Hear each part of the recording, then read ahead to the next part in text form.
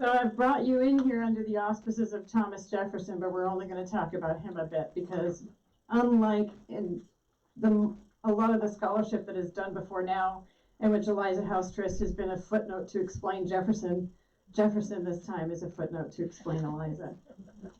So we're going to talk about Eliza's beginnings. Can everyone hear me all the way in the back there? Just fine? All right. If you can't hear me or if you want to nod off, please raise your hand and I'll pick it up a little bit. So Eliza was born in Philadelphia to Samuel and Mary House. They were Quakers that were expelled from the church in the same year that she was born. It's a little uncertain whether or not that was right before she was born that they were expelled. So there is some question about whether or not she was conceived out of wedlock and that caused the expulsion from the church, or if it was a matter of her parents not attending on a regular basis. So it's a little uncertain, and I'm hoping to uncover more of that as I get into the research a bit more. Just as a little aside and a background, my semester, this last semester at the Library of Virginia through Virginia Humanities, is the first full chunk of time I've really spent on this. I found Eliza in a footnote again when I was researching Carrying Independence. But she was very interesting. We don't have paintings or illustrations of her. We only have descriptions that other people made about her, and they're more about her character than they are about what she physically looked like. She's described as a woman of much ability, respected by Mr. Jefferson, Mr. Monroe, and Mr. Madison. These gentlemen all were her friends personally and corresponded with her. And that note was written by Martha J. Trist about Eliza Trist. She and her mother were running a house inn in Philadelphia, and I'll talk about that in a little bit. And her husband, Nicholas Trist, came to the colonies as a British officer. He was in an Irish regiment of foot with the British Army. He was stationed in Philadelphia, and part of the reason we had the revolution, British soldiers were quartered in homes. He was quartered in the house inn along with her mother, and lo and behold, fell in love with Eliza. She married him in 1774. And she was 23, he was 31. They ended up moving to New York. She went with him as he moved with the Army. And a son was born there in 1775.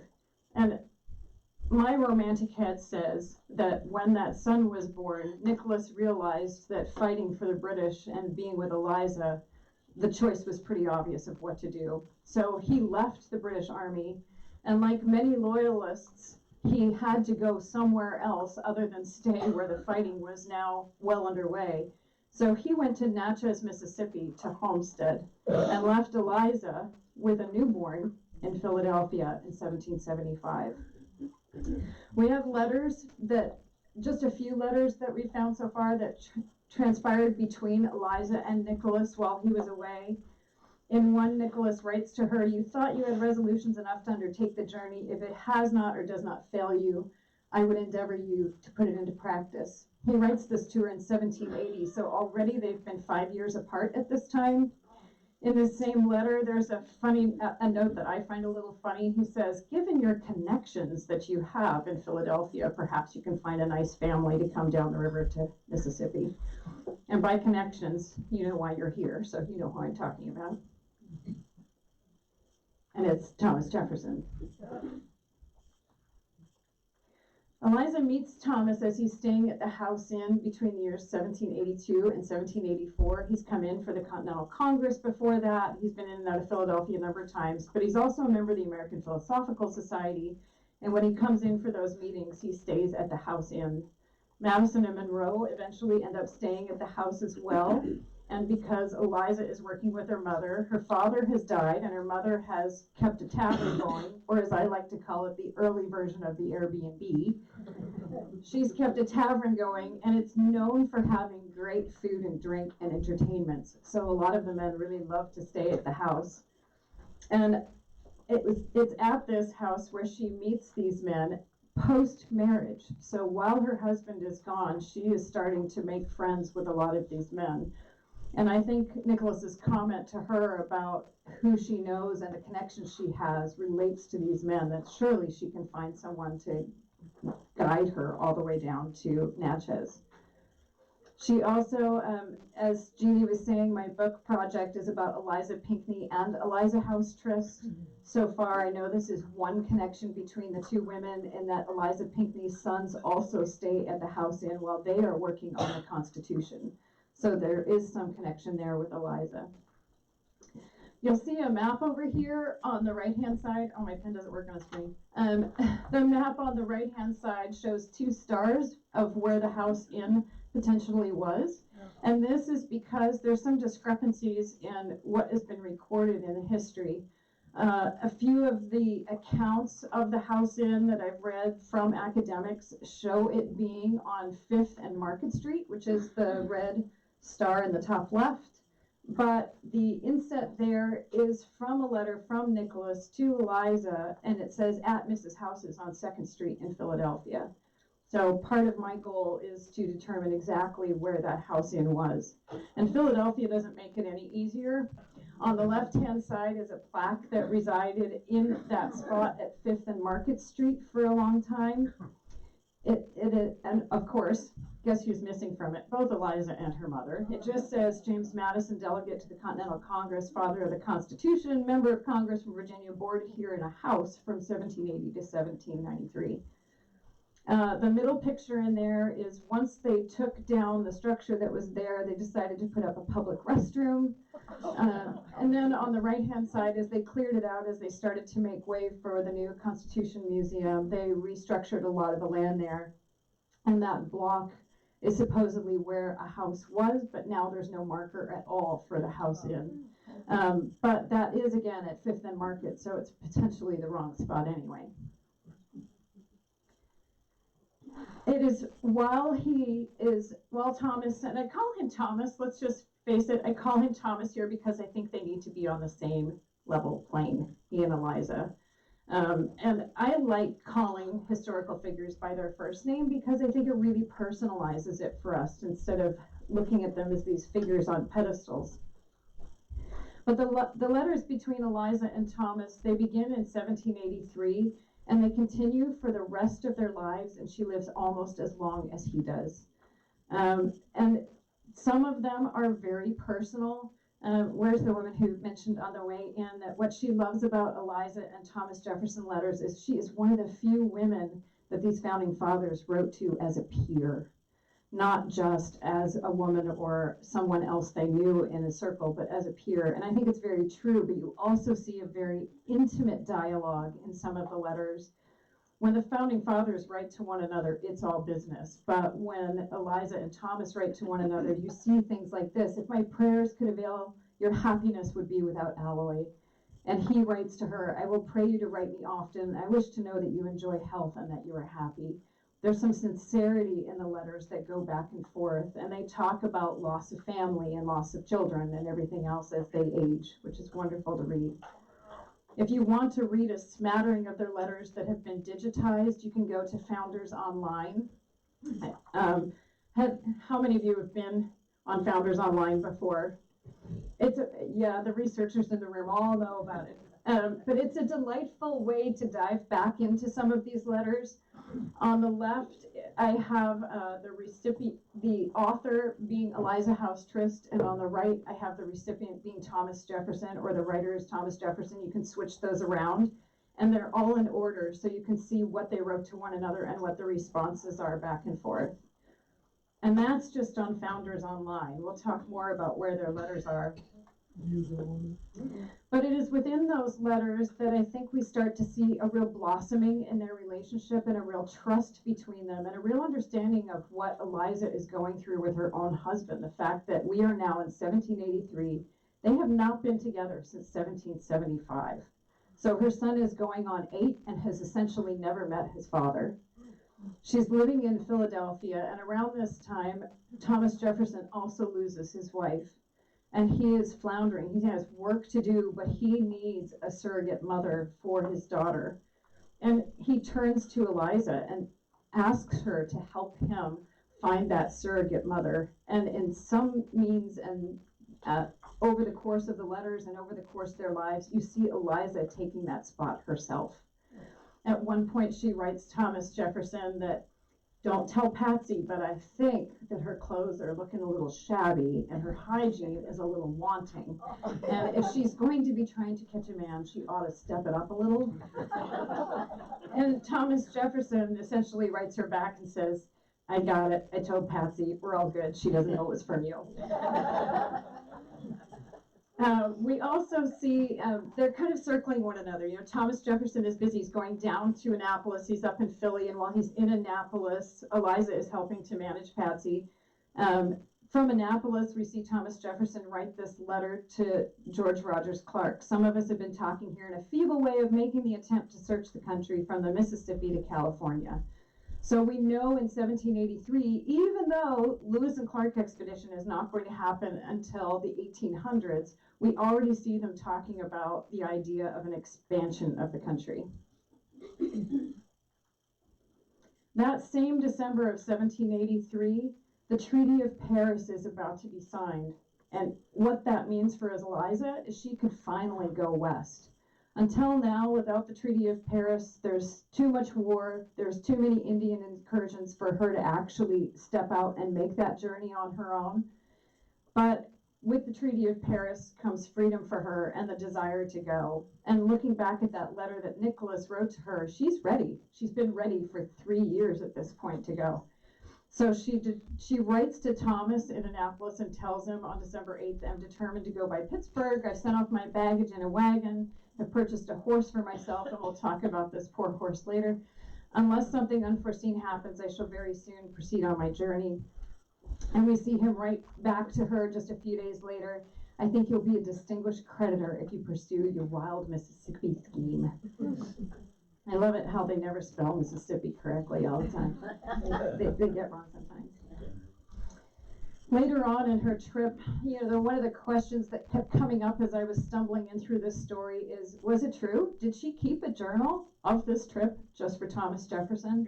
And I think if there is any indication that she did, it's this letter that she writes to him from Pittsburgh, from partway through her journey in April, to say, "Whatever observations I'm capable of making, I shall not fail to communicate to you.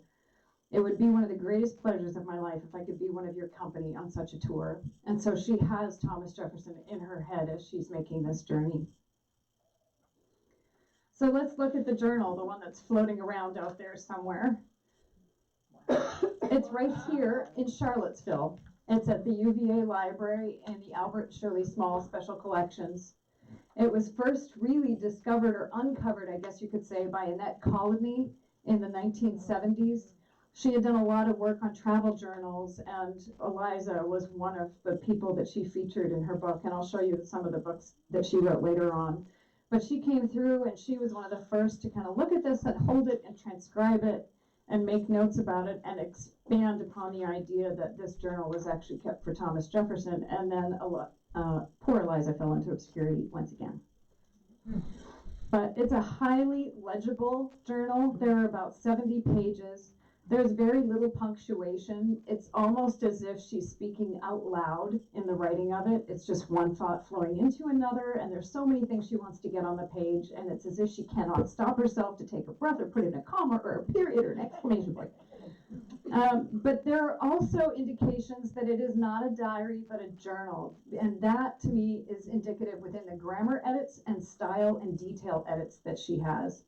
This image that's on the right is of a section in which she has come to the cave in the rock in what is now Illinois.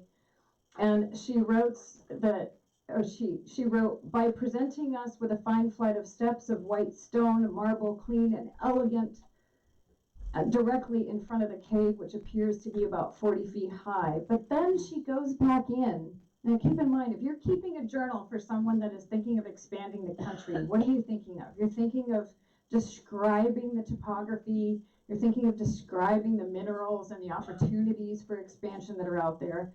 So she second guesses and says she had written that it was white stone marble, but she inserts that has the appearance of marble. She doesn't want to be quoted as being sure that that was marble.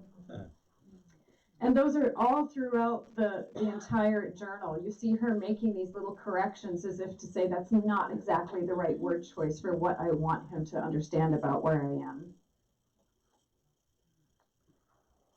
So I've broken her journey down into 3 parts, and I love this quote by her. This is in, again, a letter from Pittsburgh while she's underway, and her last opportunity to write a letter back to Thomas Jefferson. If I escape with my life, you shall hear from me by another route. I don't think she quite realized it was going to be 2020 before we were all talking about her, but. So her journey is in 3 parts. I'm just going to step out here for a minute and kind of show you. There's 3 sections here. Philly to Pittsburgh is 1 section overland. Pittsburgh to the Falls of the Ohio, which is in modern-day Louisville. And then the falls all the way down to Natchez, Mississippi. And I've broken it into those sections so we can see some of the changes that go on within her journey and what she endures over each part. So part 1, as I mentioned, was by land from Philadelphia to Pittsburgh. She travels this distance with Mr. Fowler, who is a friend and also a British soldier turned just citizen who's hanging around, and he knew her husband, Nicholas. And so they've arranged, Mr. Fowler has arranged to be her guide and take her from Philadelphia to Pittsburgh. The other person who's come along on the trip, because if you're familiar with the time period, it's really not wise for a woman to be traveling alone. And in that earlier letter from Nicholas, he suggests that maybe one of Eliza's brothers could go. Well, apparently they thought otherwise. So instead, it is a niece of Eliza's who is on the trip with her. She mentions her only once or twice in the journal, but we're pretty sure that the woman named Polly is a niece to her. So she and Polly and Mr. Fowler set out, and they leave on the 21st of December. They do so in order to hopefully beat the snow. She makes notes on the journey starting on day 1, and it continues almost daily. There's only a couple instances, and we'll talk about that, where she isn't documenting the journey along the way. So she makes notes of various taverns that they stay in, which I think is a little bit of an homage to her mother. She's taking some notes about the different types of taverns. The Sign of the Bear Tavern is actually still in Elizabethtown, Pennsylvania. So next time you go there, please tell the owners of the importance of Eliza. She talks about the different landscapes around the Juniata River and Fort Legionnaire when they go there, and these are some of the detailed reports that she includes in the journal. She talks about the river being only navigable for rafts, and that only in the time of the freshes, and the freshes mean when the snow runs after the winter, when they fill the rivers have swelled from snow runoff. She talks very specifically about the state of forts. You see that throughout the journal. Every time they stay on or near any of the forts that have been in any of the wars, she mentions them. The Allegheny River, she says that she never beholds so large a body of water, such a distance from the sea.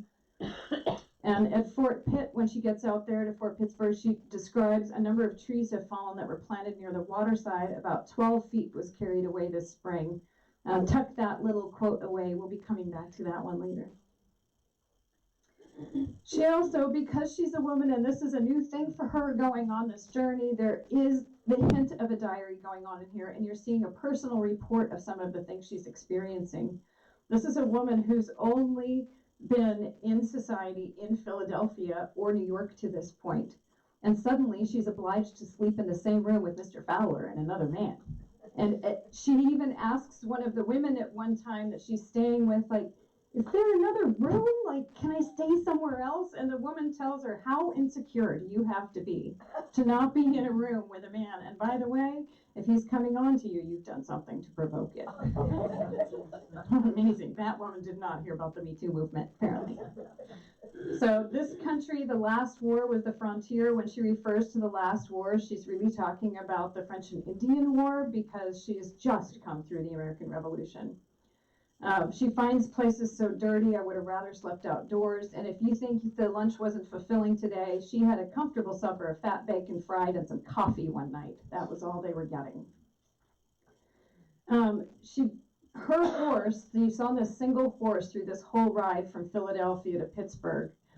And they have snow up to their middles at some points.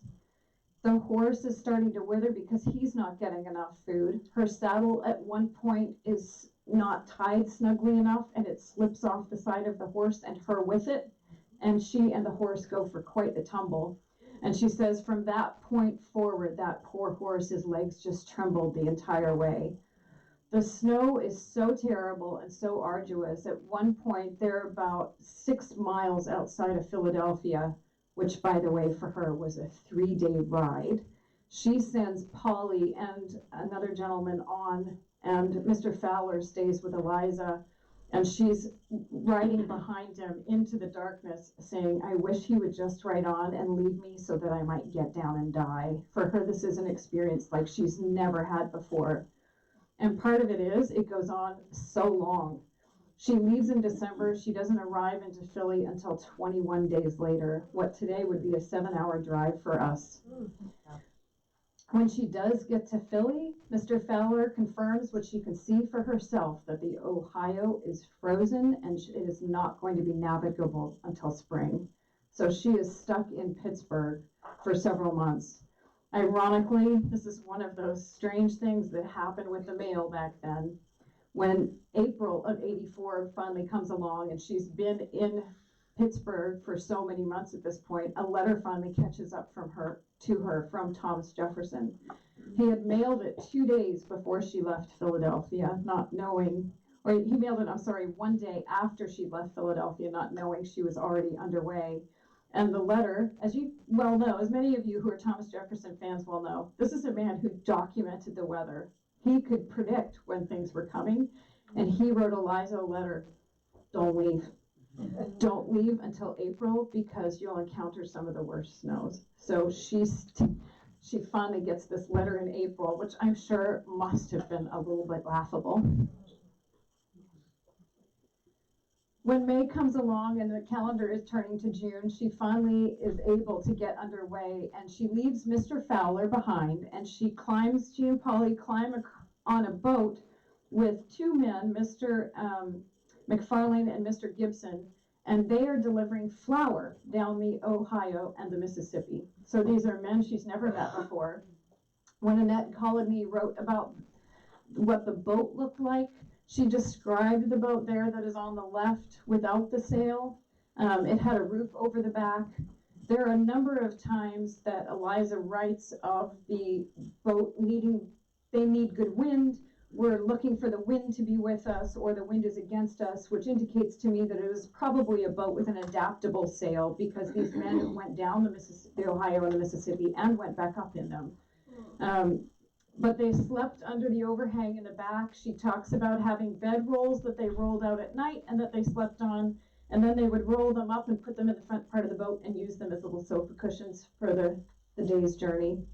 And there's no doubt in my mind that Eliza certainly asked a lot of questions, because she is able to mark every river and every tributary that falls into the Ohio. She's making notes about the land at this point. Along the banks of the Little Kanawha, just at that place, she says, is a great quantity of very large stone, supposed to be of excellent quality for millstones. So you can see her making notes about the different opportunities that the land is offering. And on the right here are those limestone banks that she was mentioning. We see her marking historic locations. This is where Washington had 2,000 acres of land, and it was the Great Kanawha or New River, a beautiful situation for a town, she says. You can see her starting to make little opinions about what she thinks ought to happen with places. The point is cleared and the banks are high. There was a very pretty fort at this place till about 4 years ago. It was destroyed by the savages. The land is the property of General Washington. So she's marking those areas as well. And you see her making comments of vegetation. Here's one of those comments: the wind against us and very high, which obliges us to make fast to the shore. And she amused myself gathering wild ginger, which grows in great abundance on the banks. There are no illustrations within her journal. There's only writing. But she also describes grand vistas that artists later on went back in to paint. This is a painting of the Little Miami by Robert Duncanson in 1851, which is 70 years after Eliza has been through this part of the country. And her description: we passed the Little Miami after dark, a clear, cold morning, again, the wind in our favor. At 7 o'clock, past the Big Miami. It is a fine river. The bank's much higher and more clear than any of the rivers I've seen except the Big Kanawha. So you see her doing comparisons to land and things like that, much like Lewis and Clark did. She also bemoans a few opportunities missed. The painting on the right is the exhumation of the Mastodon Bones by Charles Wilson Peel in 1806. She goes right past the spot in the upper right corner. You can see the map where that is a 1776 map, and it shows where the elephant bones were found here. Unfortunately, that was 3 miles in from the river, and they couldn't get a guide to carry a woman that far. So poor Eliza misses out, and she says, "The difficulty attending my getting there for want of a guide and other obstacles obliges me to give up all thoughts of satisfying my curiosity." So she had been hoping to get out there. This particular leg of her journey goes a lot swifter. She's run almost twice as many miles, 625 miles in 8 days, what for us would be about a 13.5-hour drive. But she's forced to stay in Louisville for 8 days, in part because the 2 men navigating the boat run it up onto a sand barge and they can't seem to get it off. So someone else comes out, they send out another boat, they pull off Eliza and Polly and their baggage, and she goes to stay in the home of General Taylor on General Taylor's plantation. Again, this is a painting by Henry Lewis. He was a German historian. He came over, he wrote a wonderful book about the Mississippi River Valley area, and this is his painting from 1854 of General Taylor's plantation, which Eliza had been on 80 years beforehand at this point. So just as a novelist little comment here, there was no record of those men that came out to the boat to take Eliza off the boat. So I'm going to use that in a book later on. Because Eliza needs to be in fiction too. Let's put her more places. So part 3, now she's really underway, and she's heading down from Louisville and the Falls of the Ohio right into the Mississippi. And within the journal, you also see her hitting a stride as far as storytelling and journalism and historian goes. You really see her making a lot more notes of what she's experiencing. It's as if the speed at which they're moving on the Mississippi infects the writing of the journal. And you can hear her describing different people, and you see her sense of humor start to come out a little bit. At one point on the journey, they pull over to the side of the river and camp for the night, and they end up meeting a mulatto woman. And she says, "I could not help liking the creature. She was so hospitable. She gave us the history of her life. She may be entitled to merit from some of her actions, but chastity is not among the number of her virtues." She also, on June 10th, as they're coming down this run, what they're also seeing is a number of boats coming up the Mississippi River because they're coming back up to get goods to deliver down. And at one point, a canoe is coming toward the boat, and the men are wearing no clothing, and they've heard rumors of the savages in the area. And she gets a little nervous, and Mr. Gibson and Mr. McFarlane end up readying their rifles, and they're going to make sure that everybody on the boat is protected. And it turned out they were just a couple of Frenchmen that were delivering flour, but they'd been at it for so long, they'd kept their shirts off, and they were as dark as Indians, she said. But then one day, 2 canoes come toward them on June 10th, and one of the men in her boat recognizes a gentleman in the front of the canoe, a chief. He was formerly with the Delaware Indians, and his name was James Dickinson. And she describes him as a fierce-looking fellow, and he had a reputation for murder up and down the Mississippi River. Now that reputation, let's keep this in mind, is from between the white men. So we don't know the accuracy of that on the side of the Delaware Indians, so to speak. But I find it really fascinating that as he pulls up in the canoe, he has his wife behind him and his child in the canoe as well. And so the men end up inviting him onto the boat. And so this is Eliza's really first-hand encounter with others in her life. And she says, "My curiosity," there's that word again, she begins to use it more and more, "led me to visit them, as they had all the appearance of friendship. As it is good to have friends at court, I carried the squaw some bread, and as her infant was exposed to the sun, I gave her my handkerchief to shade it, for which she seemed very thankful. After honoring us with their company, and the fact that the gentleman on the flower boat had fed them a tremendous amount of whiskey and food. For about an hour, they wished us well and left us in good humor. And so you see Eliza begin to realize, maybe not all bad, maybe just mothers and children like my own. She's also making notes about the wildlife they encounter along the way, because she is in a very, very different place than she's ever been in before. She describes the mosquitoes as so thick that both she and Polly look like they have smallpox. At one point, they find the boat in the midst of a big flock of white pelicans. Has anyone ever seen a white pelican? They are second largest bird only to the condor. So they are massive. They're huge, tall birds. I'm Canadian originally, so I love the fact that these guys summer up in Saskatchewan, which I think is funny. But she's surrounded with a number of these white pelicans.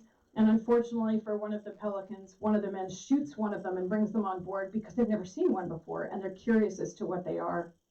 And she says that they poured 14 quarts of water into that beak. And then she says, I can't fathom what that would be for.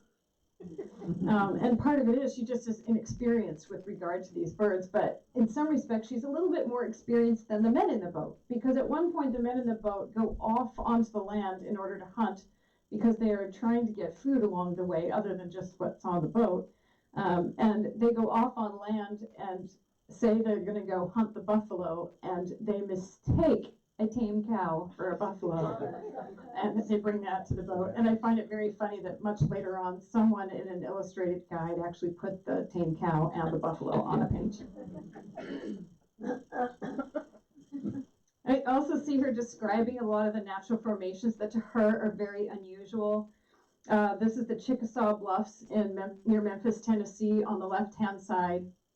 On the right-hand side, which is in the part of the Illinois country, on the top of the map, you can see cavern in a rock listed up there. You can still go to the cave today. Lewis and Clark, of course. We have the Lewis and Clark caves that everybody knows about and thinks of. I'd like to start calling this Eliza's cave because she went in it. So she decides to go to this cave, and just on a side note, John Egan is the painter of the image that's in the bottom. Many years later, in the 1850s, artists came all through the Mississippi, and John Egan was one of them, and he made this giant panoramic painting. They were on rolls. A roll would start at this end, you'd have a big frame in the middle, and it would slide through and roll on the other end, and you'd see these huge panoramas of the area. And on this slide, on the next one, you'll see John Egan's panoramas of this. You can go online and see this one. The Met completely refurbished the thing, and then they filmed it moving, so you can see all the sections. I think there's like 15 or 16 sections of the panorama, and they're about the size of this whole wall. So she ends up going into the big cave, and this is her description of it. Outside, a grapevine runs up on each side, and a tree juts over the top, which adds to its beauty. It was so dark that we were obliged to set fire to some light wood to see our way into the cave. The upper part of the passage is about 4 feet wide, but near the earth the rocks jut out so as to make the path only 1.5 feet. I was disappointed not finding more room, as the passage indicated something capacious, but the widest part does not exceed 7 feet. The dripping of the water formed some petrifactions that resembled columns. Upon the whole, I think it one of the most grand and beautiful natural structures and the greatest curiosity I ever beheld. And I love those entries of hers, because unlike in the first section where she's really enduring a trip, at this point she's enjoying the trip. Part 3, so her part 3 stats are she went approximately 790 miles on this. What for us would take about 13.5 hours in a car, for her it takes 31 days. And she's about 2 or 3 days outside of Natchez, and this is a view outside of Natchez with some of the Indian burial mounds and things like that up on the hill. A view she very well might have seen. Her last entry comes on July 1st, pardon me, and it abruptly ends. It starts out, a fine, cool, pleasant morning within a few miles of Natchez. My heart sinks within me, and I feel so weak that I can hardly keep myself alive. What can cause these sensations? She writes. My journey is most completed. 3 days more, I shall be happy in sight of the Natchez. Will write to Mr. Trist. Perhaps a boat may be just setting off, and he will be glad to see me, I know, as our boat is to be taken to unload some flour, and it stops. And during my research, in a small little footnote in the back of an academic book, I found the reason why. And the reason why is this, and it's not uncommonly known, those who have been inside this journal.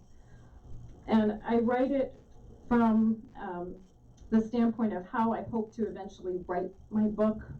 Rather than a straight academic nonfiction, it will be narrative nonfiction, like A Boys in the Boat or Hidden Figures. And so I'm going to read you the section of why Eliza's Journey cuts off. It was late May of 1784.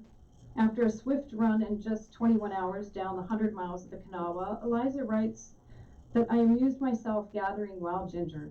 The next day, on May 25th, she documents the weather, alluding to her anxious desire to move swiftly toward her husband. The wind against us, she writes, impedes our going very much.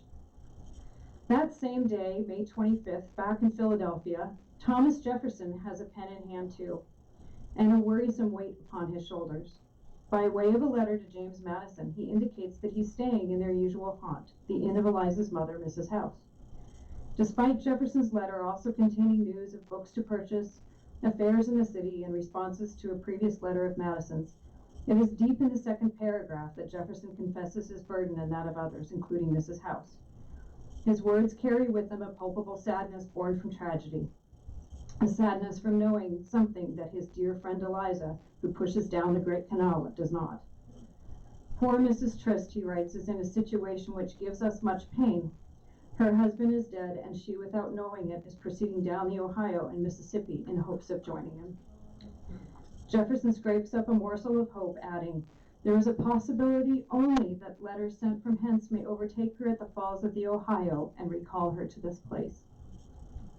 When Jefferson wrote those words, Eliza was already aboard the flower boat, just 3 days away from passing through the falls. Nicholas Trist had died in February, nearly 3 months earlier, and nearly 5 months before Eliza's final entry on July 1st. It is believed a rider from Natchez heard of Eliza's impending arrival and carried the message into her camp on July 1st. It was that which lifted her pen from the journal. So dreadful was the shock, she reportedly fainted from the news, the day's entry not only unfinished, but the last several words, in fact, smudged. She wouldn't write another word within the journal again. So unfortunately, that means that she is also down in Natchez with no husband and an estate to settle.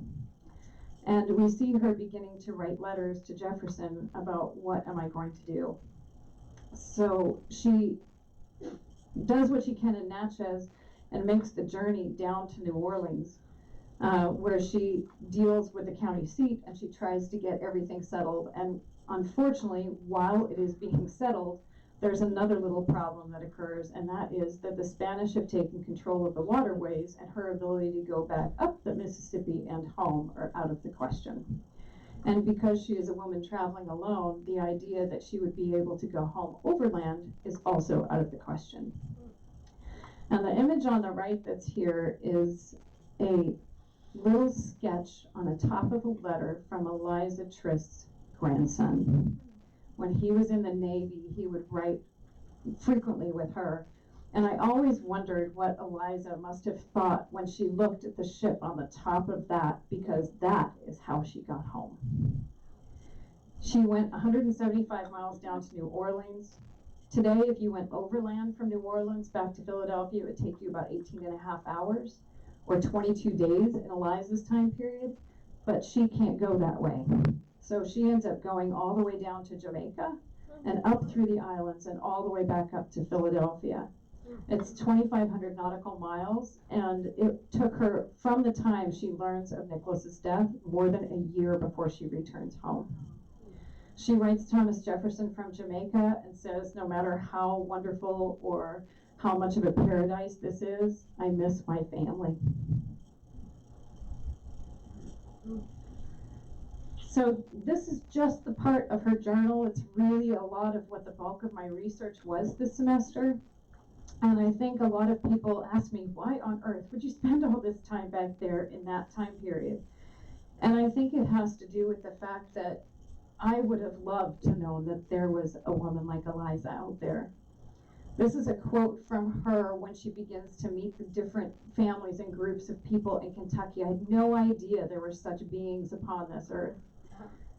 When I was a little girl, I traveled with my family. That's me on the left, the little one in the back of my brother and my parents. We traveled in an RV every summer as I was growing up. By the time I was 17, I'd seen 44 states and 9 provinces. I'd been inside the Lewis and Clark claves.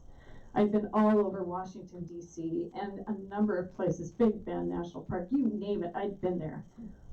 But I never saw Eliza in any of those places. I read books of fiction on my journey, from Agatha Christie to Nancy Drew mysteries, and my take home, looking back on it now, my takeaway now is women wrote fiction and men made history. And I think that needs to be changed a little bit. On the right-hand side is me holding Elizas Journal, and that picture in the middle are my journals. Those are the journals that I have kept over the last 10 years as I've been traveling up and down the colonies doing research for my novel and for Eliza. And I think there's so many similarities there. I would have dearly loved to have heard about her as I was growing up. I see her very much as a relatable storyteller. There's a journey and an action and an emotion inside of her journal that I would love to have read.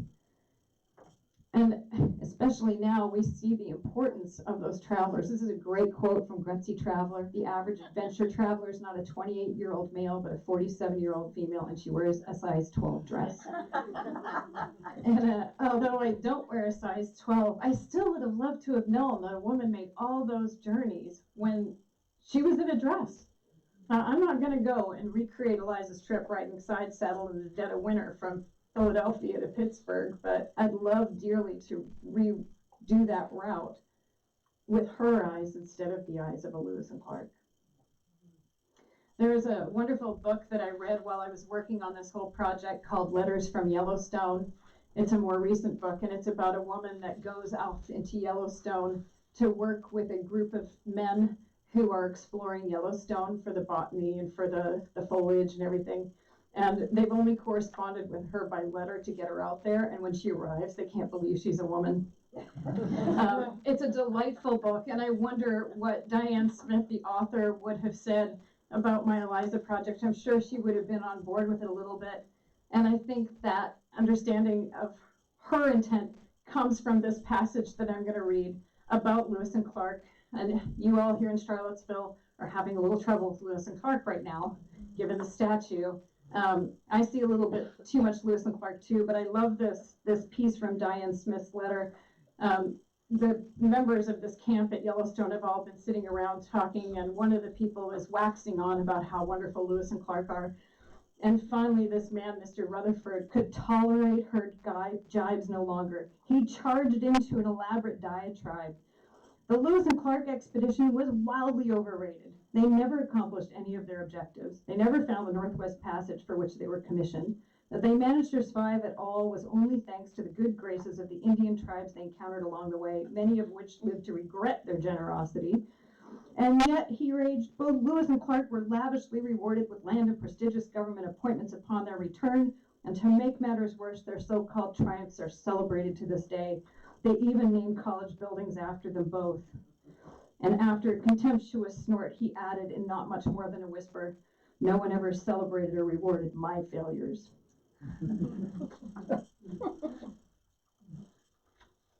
And it's easy to say when we have this time and distance, oh, probably the reason that Eliza was obscured was because, you know, everybody was doing great things and Thomas Jefferson obscured a lot of things. It was just normal for women to fall into the footnote in describing the other gender. But I think there's a little bit more to look at in the time period other than just giving that blanket excuse. And I always turn to Abigail Adams.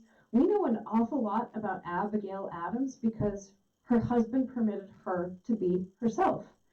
And she kept notes, she kept letters, she was a documentarian in her own right.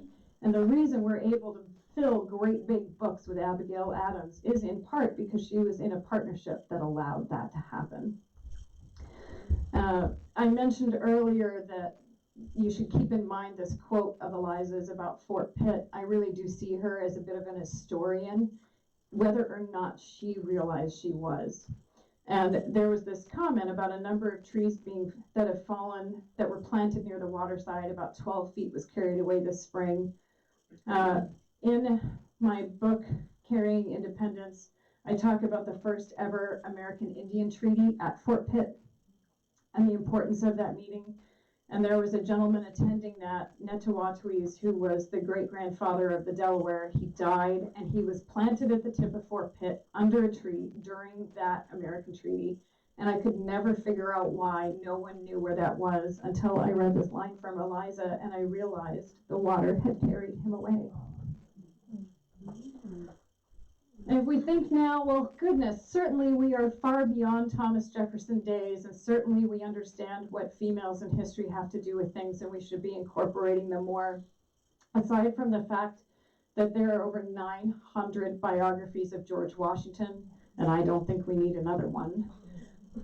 Despite what women have done in terms of history and journalism, clearly we need to go a little further, and Carol Birkin's arms are up for a reason, and that is because we still have to have an organization called Women Also Know History. WomenAlsoKnowHistory.org is a website for women who are historians who understand certain aspects of a time period, and we have built a database of ourselves and listed ourselves as resources because we are continuing to see the all-male panel at historical conferences. There's a premier Revolutionary War conference that happens every year in Williamsburg. It's been touted as the #1 Revolutionary War conference. They finally had a woman speak 2 years ago, and they put her on at 1 o'clock after lunch on the last day. So I think we do have a little ways to go here. I have a little ways to go with regard to the Eliza research. I've only been at this, as I said, 1 full semester.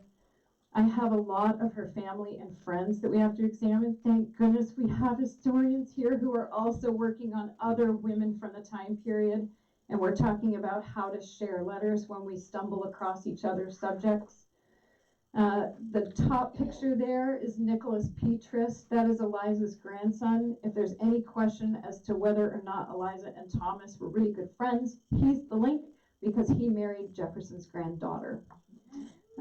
So there's a lot of commentary inside of Nicholas Trist's letters that I have to go through to see where Eliza was used as a footnote again there.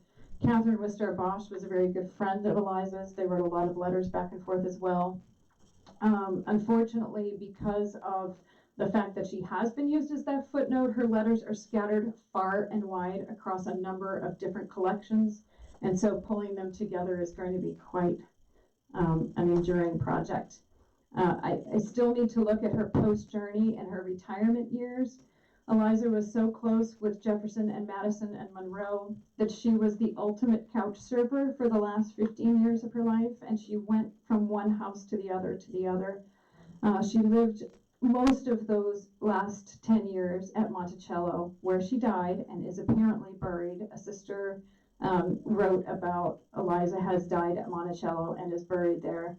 Next week, I'll be back up in Charlottesville. I have a meeting with the caretaker, the Monticello Association, the caretaker of the cemetery in here, and I are going to walk in the old Randolph Trist portion to see what we can find.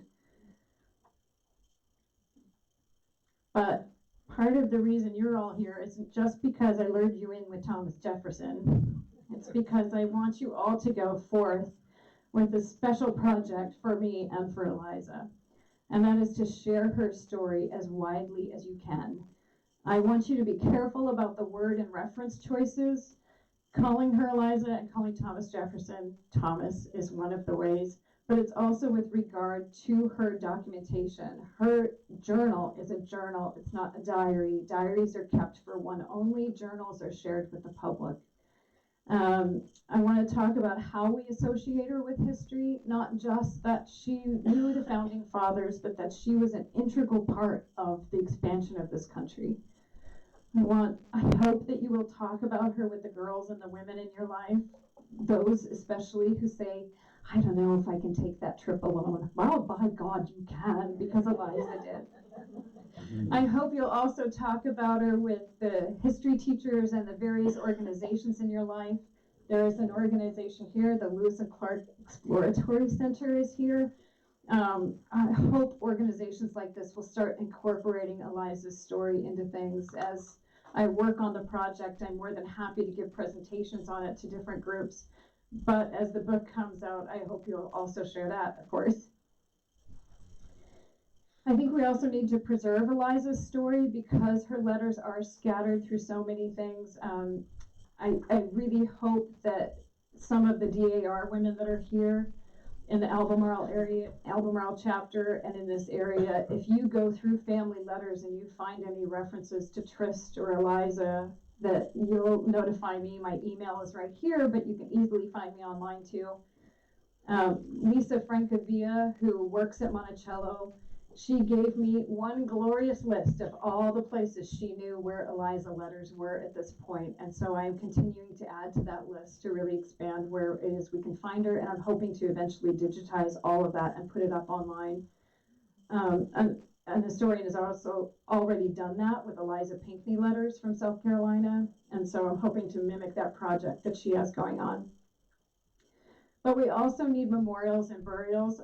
I joined the Daughters of the Revolution because I kept finding plaques all over the country while I was doing research, and it occurs to me, man, these women love to put plaques on stuff. So I already had mentioned Eliza to the Albemarle chapter, and they said, what do you need and how do we get a plaque there? Which, thank goodness. So working with the Monticello Association and the cemetery, if we cannot find her exact grave, I'm hoping they will at least work with us to put a grave marker and really finally forevermore mark her as a daughter of the American Revolution. If you'd like to explore Eliza's story more, the Library of Virginia and the libraries here have some wonderful books on the subject. The map on the right is a map of the Louisiana River area from about 1780. It's very likely a map that Eliza would have looked at before her journey. Journeys into the New World. This is the book that Annette Colony initially came out with that talks about the different journals that women kept from their travels. And Claiming the Pen is a wonderful one. Catherine Carrison, she just wrote the book Jefferson's Daughters, about the three daughters. She has this wonderful book called Claiming the Pen of women from the South of the 18th century and the writings that they did. And if there's any question in your mind about whether or not Eliza Trist was a part of or knew what was going on when it did come time to send Lewis and Clark, I think this letter from June 3rd is indicative of that. 1801. She writes, my family have but one mind and wishes for your happiness. She writes it to Thomas Jefferson, signs it, and then adds the postscript, please remember us to my dear friend, Captain Lewis. That is the presentation on Eliza House Trist. I'm here to take questions. I do have copies of books in the back. I also visit book clubs, and as we talked about before with Becky from the Lewis and Clark Exploratory Center, you know, I'd love to take Eliza out and let more people know about her, because the more people who know about her now, the more likely we're going to find her everywhere and bring her into one holding. So thank you everybody for coming.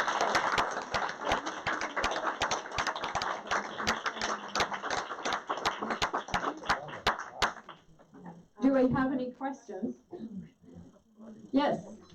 So I have two questions. One is, can you talk a little bit about the formal education that Eliza had? And she strikes me like she was an avid reader. I mean, to be able to write like that.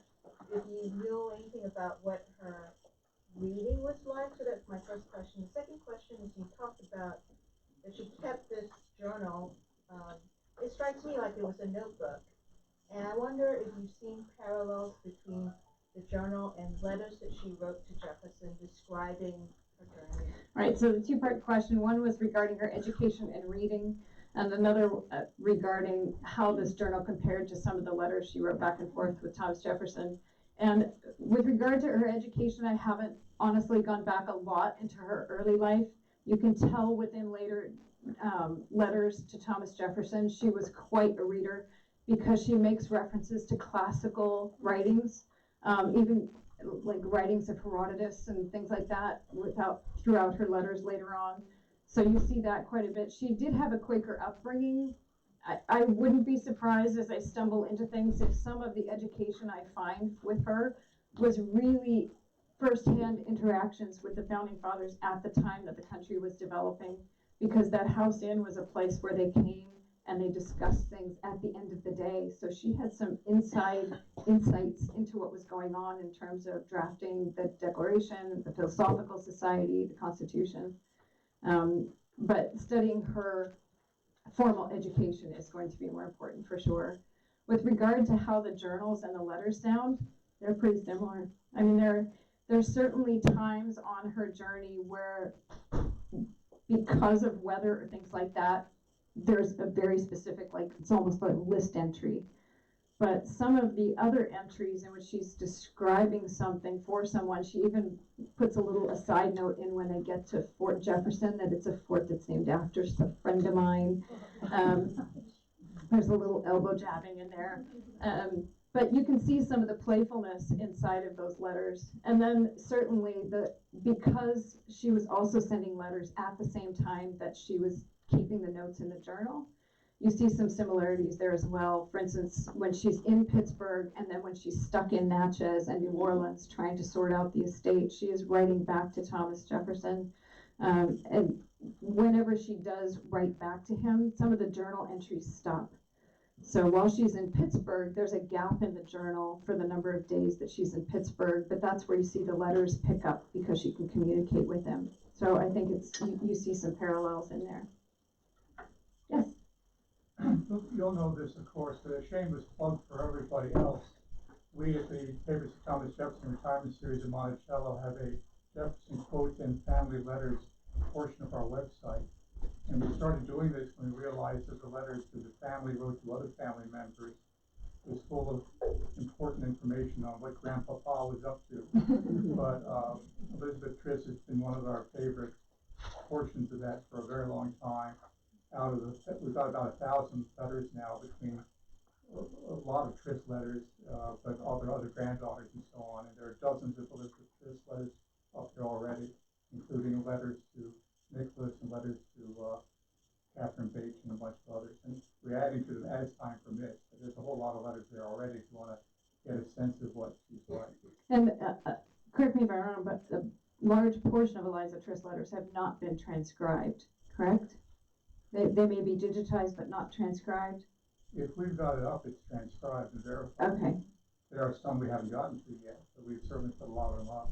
Okay. I couldn't tell you the percentage of your list that we've online now. But okay. A whole lot of them are online and they are free to the user. And they are accessible and they're delightful. And UNC North Carolina has digitized a whole batch of Eliza Trist letters.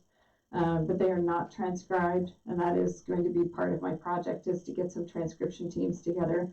And I will be following the standard of Monticello and Jefferson of really noting everything. I think especially because when she makes a change, I think I need to show that it's a change, not just part of the running dialogue on a letter. Yes? Will you be attempting to find out more about Polly? I mean, did she go on this entire journey, and why is it not known if she was her niece? Yes, she asked about me finding out more about Polly, and I will be looking more into Polly and who she was and why she was there and why she wasn't, or why she wasn't mentioned as much in the journal. So I'm hoping to stitch together a lot of that biography of Eliza Trist and her extended family, and the two brothers too. That her husband mentions these two brothers will maybe go, I'd love to know why they were like, no.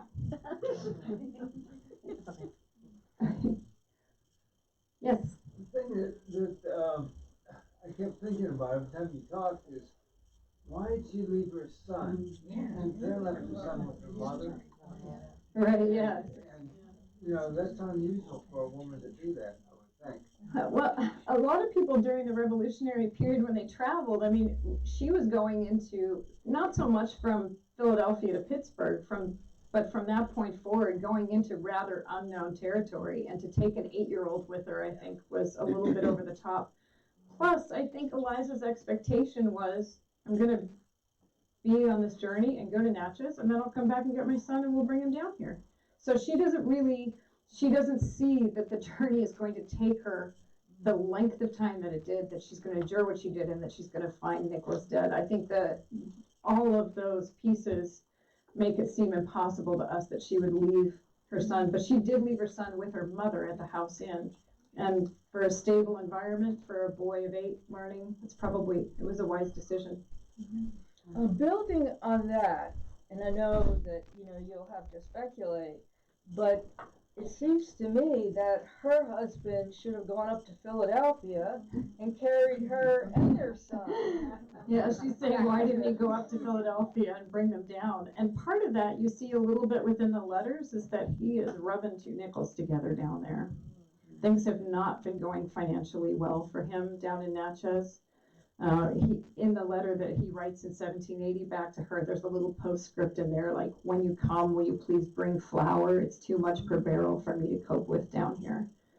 So I think it's interesting that she ends up on a flour boat actually delivering flour, but he seems a little financially strapped. And on top of that, between 1775 and 1783, I mean, he's an able-bodied man who's left the British Army, and we're at war all that time.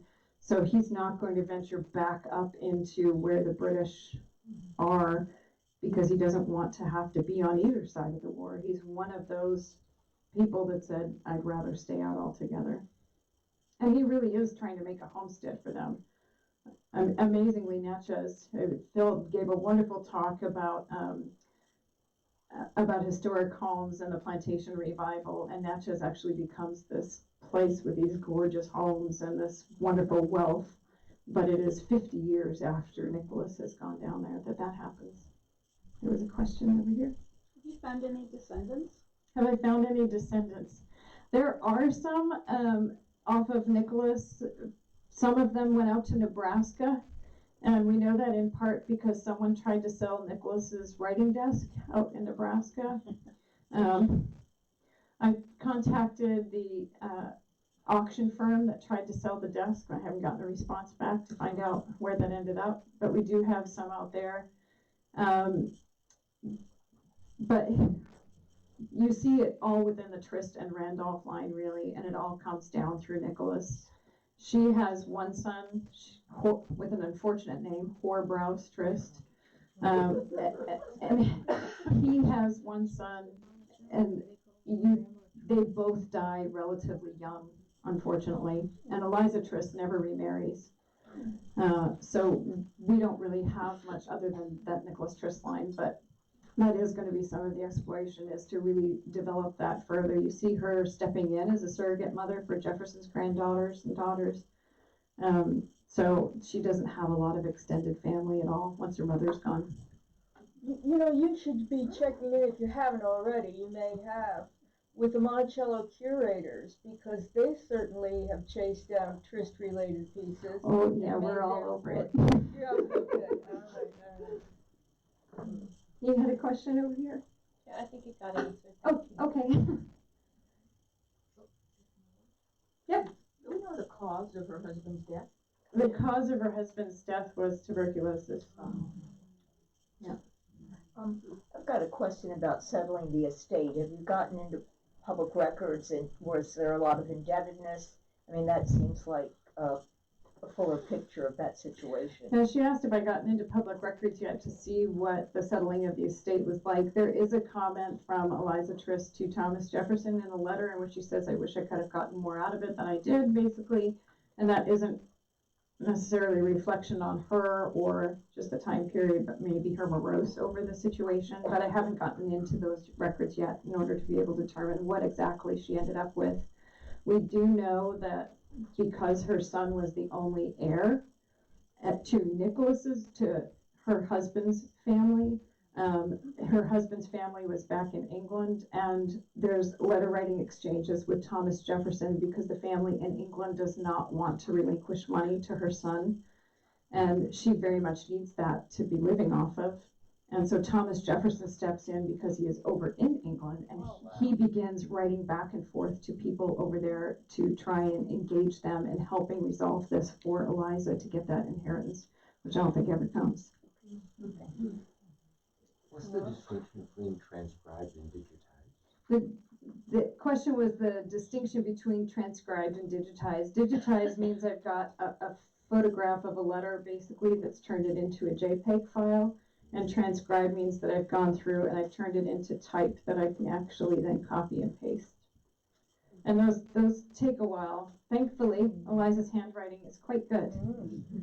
So it's very legible and very easy to read once you get in the swing of understanding her D's and R's. If there's not any more questions, let's all thank Karen. Thank you so much.